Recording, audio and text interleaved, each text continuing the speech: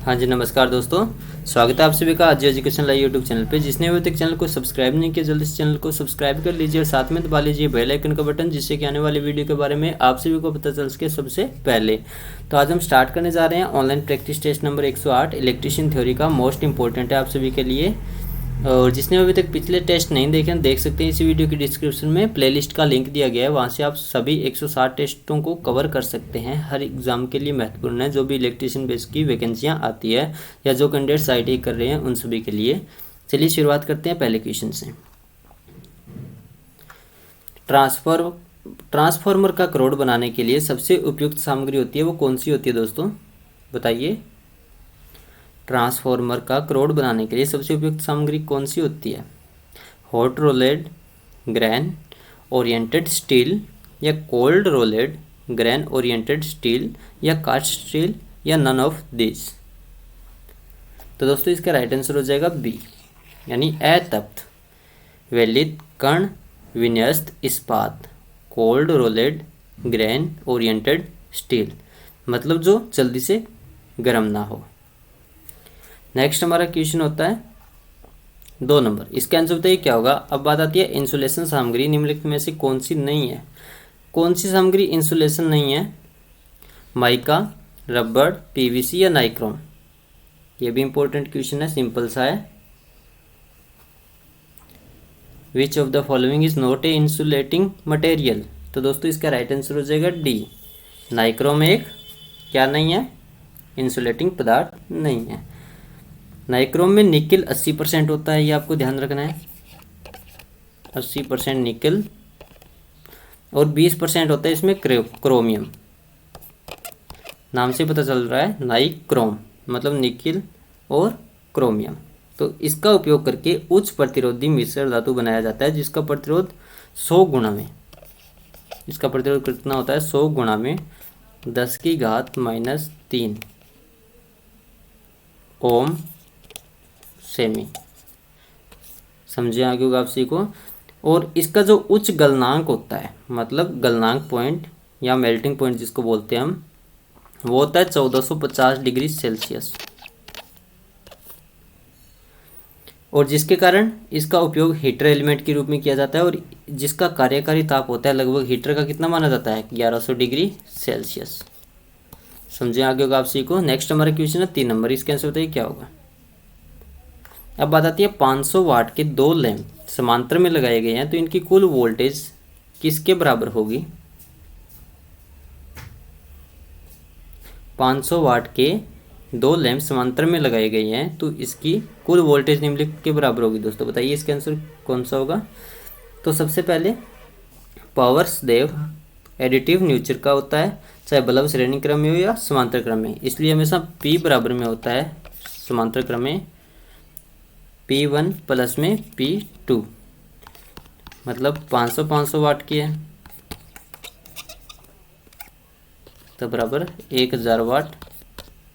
इसका आंसर आ गया, मतलब A। नेक्स्ट हमारा क्वेश्चन है 4 नंबर। इसका आंसर बताइए क्या होगा। अब बात आती है ऑटोमेटिक बिजली की प्रेस का थर्मोस्टेट निम्नलिखित के अनुसार कार्य करता है, टेम्परेचर, करंट, वोल्टेज या वाटेज। ऑटोमेटिक बिजली की प्रेस का थर्मोस्टेट निम्नलिखित के अनुसार कार्य करता है, तो किसके अनुसार कार्य करता है दोस्तों। तो इसका राइट आंसर हो जाएगा टेम्परेचर के आधार पर कार्य करता है। मतलब उसके अंदर हम टेम्परेचर को सेट कर देंगे तो उसमें पत्तियां होती है अलग अलग मटेरियल्स की, जो तापमान के ऊपर ही कार्य करेगी, जिसको कम या ज़्यादा के अनुसार हम सेट कर सकते हैं, जो अपनी दूरियां निश्चित करती है। नेक्स्ट हमारा क्वेश्चन है 5 नंबर। इसका आंसर बताइए क्या होगा। अब बात आता है A वर्ग इंसुलेशन निम्नलिखित तापमान सहन कर सकता है। तो A वर्ग के बारे में यहाँ पे पूछा गया है, मतलब A क्लास। तो वो इंसुलेशन मतलब तापमान सहन कर सकता है, कितना सहन कर सकता है 105 डिग्री, 110 डिग्री, 95 डिग्री या 90 डिग्री। तो दोस्तों सबसे पहले मैं आपको बता देता हूँ, आपको ग्रेड याद रखनी है हमेशा। कभी भी आपके एग्ज़ाम में पूछा जाए तो पहली होती है Y, दूसरी होती है A, तीसरी होती है E, चौथी होती है B और पांचवी होती है F छठी होती है H और फिर होती है C लास्ट। मतलब हमेशा 7 होते हैं इसके वर्ग, आपको ध्यान रखना है। पहला होता है 90 डिग्री सेल्सियस, समझो आगे होगा आप सी को। और ए के अंदर कितना होता है हमेशा 105 डिग्री सेल्सियस, और ई के अंदर हमेशा माना जाता है 120 डिग्री, और बी के अंदर होता है हमेशा 130 डिग्री, और जो एफ होता है उस वर्ग के अंदर 155 डिग्री, और एच के अंदर होता है 180 डिग्री,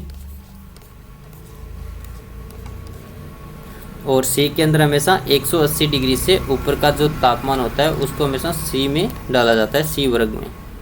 तो इस क्वेश्चन में क्या पूछा गया था ये देखिए पहले। तो दोस्तों इस क्वेश्चन में पूछा गया था ए वर्ग का, तो ए वर्ग मतलब 105 डिग्री, ए वाला राइट आंसर हो जाएगा। नेक्स्ट हमारा क्वेश्चन है 6 नंबर, इसके आंसर बताइए क्या होगा। अब बात आती है ट्रांजिस्टर का भाग निम्नलिखित में से कौन सा नहीं है, कलेक्टर, इमीटर, एनोड या बेस।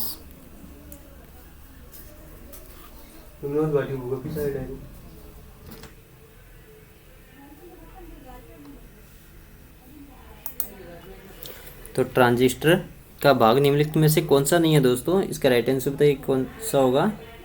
तो इसका राइट आंसर हो जाएगा एनोड, मतलब एनोड नहीं होता है, ये आपको ध्यान रखना है। यानी ट्रांजिस्टर का भाग एनोड नहीं है, संग्राहक मतलब कलेक्टर बोलते हैं जिसको हम, और उत्सर्जक जिसको हम एमीटर बोलते हैं, और आधार मतलब जिसको हम बेस बोलते हैं, ये आपको ध्यान रखना है। सबसे पहले मैं आपको एक सारणी बना के बता देता हूँ, इस टाइप से होती है सारणी। और ये हो गया यहाँ पे संग्राहक, और यहाँ पे ये हो गया उत्सर्जक।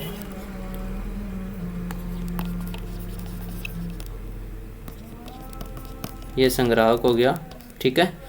और इसके अंदर एन, पी और एन, और ये होता है हमेशा इसका आधार बीच वाला, मतलब बेस। समझिए आगे होगा आप सी को।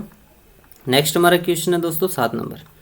अब बात आती है ब्रिज रेक्टिफायर में डायोडों की न्यूनतम संख्या क्या होनी चाहिए। यह भी काफ़ी ज़्यादा फेमस क्वेश्चन है, बार बार एग्जाम से पूछा जाता है, 1, 2 या 3 या 4। तो ब्रिज रेक्टिफायर के अंदर कम से कम डायोडों की संख्या कितनी होनी चाहिए दोस्तों। तो इसका राइट आंसर हो जाएगा 4, मतलब 4 होनी चाहिए। यानी हाफ वेव रेक्टिफायर में 1 डायोड, फुल वेव रेक्टिफायर में 2 डायोड का प्रयोग किया जाता है, ये आपको नोट करना है। फुल वेव की तुलना में ब्रिज रेक्टिफायर जो होता है उसका मुख्य लाभ यह होता है कि इसमें आवश्यक डायोड का अधिकतम जो उत्क्रम होता है, यानी वोल्टता पूर्ण वेव की तुलना में आधी होती है। पूर्ण वेव की तुलना में हमेशा क्या होती है, आधी होती है वोल्टता। समझे आगे आप सभी को। और इसमें आवश्यक मतलब ब्रिज रेक्टिफायर की बात हो रही है, ट्रांसफॉर्मर सामान्य होता है, जबकि फुल वेव रेक्टिफायर में सेंटर टैप ट्रांसफॉर्मर की आवश्यकता होती है, मतलब इसमें ज़रूरत नहीं होती है। नेक्स्ट हमारा क्वेश्चन है 8 नंबर, इसके आंसर बताइए क्या होगा। अब बात आती है प्रेषण लाइन में तड़ित विरामक का प्रयोग निम्नलिखित के लिए किया जाता है। किसी के लिए किया जाता है दोस्तों, मतलब safety of line, safety of transformer, both of these, none of these. Important है ये, इसका आंसर बताइए। प्रेषण लाइन में तड़ित विरामक का प्रयोग निम्नलिखित के लिए किया जाता है, तो किसके लिए किया जाता है।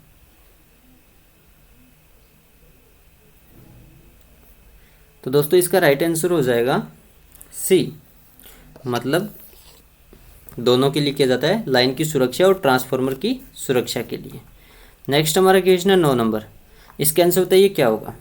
अब बताते हैं सार्वत्रिक मोटर निम्नलिखित पर चल सकती है केवल supply only, DC supply only, sorry AC supply, DC supply या एसी डीसी दोनों पे चला सकते हैं, या डिजिटल सप्लाई जिसको आंकिक सप्लाई बोलते हैं हम हिंदी में। तो दोस्तों आपको सबसे पहले ध्यान रखना है और याद भी रखना है, ये काफ़ी बार इंपॉर्टेंट क्वेश्चन और पूछा जाता है दिल्ली मेट्रो के अंदर, या मेट्रो की कोई भी वैकेंसी हो, हर वैकेंसी में ये क्वेश्चन 100% आने के चांसेस होते हैं। यूनिवर्सल मोटर किसके ऊपर हम चला सकते हैं, तो यहाँ पे आपको नोट करना है एसी और डीसी दोनों पे चला सकते हैं। वह मोटर जो किसी भी प्रकार की विद्युत प्रणाली मतलब एसी या डीसी संयोजित किया जा सकता है, यह लघु आकार की घरेलू सामग्रियों जैसे मिक्सर, ग्राइंडर, पंखे इनमें लगी होती है। कौन सी, सार्वत्रिक मोटर जिसको हम यूनिवर्सल बोलते हैं। नेक्स्ट हमारा क्वेश्चन है 10 नंबर, इसका आंसर बताइए क्या होगा। 3 फेज सिस्टम में निम्नलिखित का प्रयोग करना चाहिए। किसका प्रयोग करना चाहिए? Single earthing, double earthing, triple earthing या नो अर्थिंग। 3 फेज सिस्टम में निम्नलिखित का प्रयोग करना चाहिए दोस्तों। किस चीज़ का प्रयोग करना चाहिए? आपको ध्यान रखना है डबल अर्थिंग का, क्योंकि 3 फेज सिस्टम की बात आ रही है यहाँ पे। डबल अर्थिंग बनानी चाहिए उसके अंदर, यानी 3 फेज प्रणाली में दोहरा भू संपर्कन या अर्थिंग का प्रयोग किया क्रिया प्रणाली के बहुमूल्य उपयंत्रों की सुरक्षा का विश्वसनीयता के लिए आवश्यक होता है। यदि किसी दुर्भाग्यवश भू संयोजन टूट जाने पर भी प्रणाली की जो विश्वसनीयता होती है वो एक टाइप से बनी रहती है।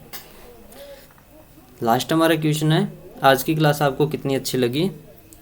100%, 75, 50, 50 से कम। फटाफट आंसर टाइप करके बताइए जैसे आपको लगे। तो धन्यवाद दोस्तों, आप सभी का दिन शुभ हो। आप सभी का प्यार इसी प्रकार से बना रहे अजू एजुकेशन लाइव यूट्यूब चैनल के साथ। जो भी नया स्टूडेंट है चैनल को सब्सक्राइब कर लेना। हम आपके लिए बेहतर वीडियोज़ लेके आएंगे इससे भी आने वाले वीडियोज़ में। मतलब क्वेश्चन बहुत ज़्यादा इंपॉर्टेंट होंगे जो बार बार एग्जाम से पूछे जाते हैं, जो हर बार इम्पोर्टेंट साबित होते हैं। इस वीडियो को ज़्यादा से ज़्यादा लाइक कीजिए जिससे कि हमारा भी हौसला बढ़े, और ज़्यादा से ज़्यादा शेयर कर दीजिए आपके पास जितने भी व्हाट्सएप टेलीग्राम ग्रुप है उन सभी में। और जिस भी स्टूडेंट ने पिछले टेस्ट नहीं देखे हैं तो इस वीडियो के डिस्क्रिप्शन में प्लेलिस्ट का लिंक दिया गया, वहाँ से आप कवर कर सकते हैं। धन्यवाद दोस्तों, आप सभी का दिन शुभ हो। जय हिंद, वंदे मातरम।